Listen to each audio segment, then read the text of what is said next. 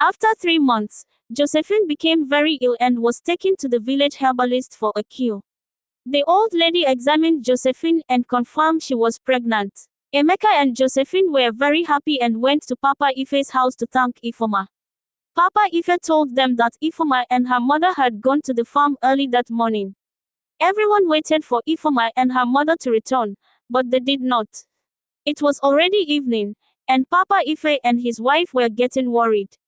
They went to the chief's palace to inform him about Celestine and Ifeoma's disappearance. The chief asked them to wait until the following day. Early the next morning, the chief organized some youth and men to search for Ifeoma and her mother. The men searched throughout the village, farms, stream, and even the next village, but they were not found.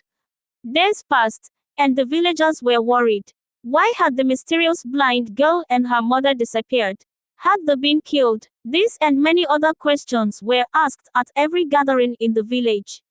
The chief summoned the warriors and some elders to go to the village of Akwanu to confirm Celestine's story and see if they had returned there since she claimed to be from that village. When they got there, the chief of Akwanu confirmed that Celestine was indeed from their village with her husband. They had heard of her husband's death and had received an informant's report about Celestine's presence in another village, Ojire. The chief explained that Celestine had found a strange baby in the bush and brought it home. When confronted about the blind baby, which was also a taboo in their village, Celestine and her husband had stolen their ancestral treasure from the ancestral home. After receiving the informant's report, some men from the village abducted Celestine and her daughter to bring them back to Akwanu for punishment. Therefore, Celestine and Ifeoma were currently in Akwanu to be punished. The elders of Ojire went back to deliver this unfortunate news to their chief. The chief was sad because of the good things Ifeoma had done in the village but was hurt by the lie Celestine had told him about Ifeoma. The chief pleaded with the elders to return to Akwanu with some cows, crops, and fowls to plead with the chief of Akwanu for Celestine and Ifeoma's release.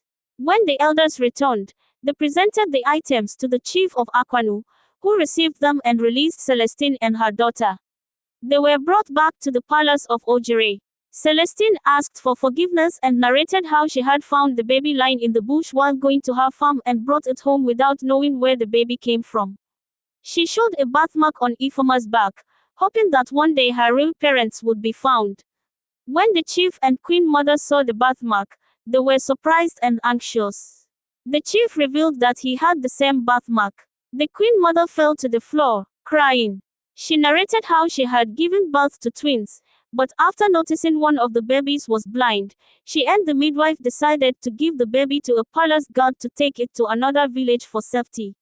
However, she never went back to look for the child. This meant that Ifeoma, the mysterious blind girl, was the baby who had been taken to the bush 18 years ago.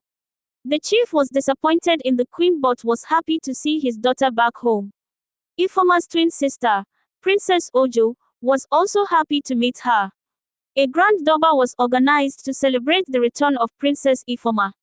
Celestine was rewarded with many gifts and allowed to stay in the palace. The village of Ojire welcomed their princess, who was not only known for her mysterious ways but also for her kind heart.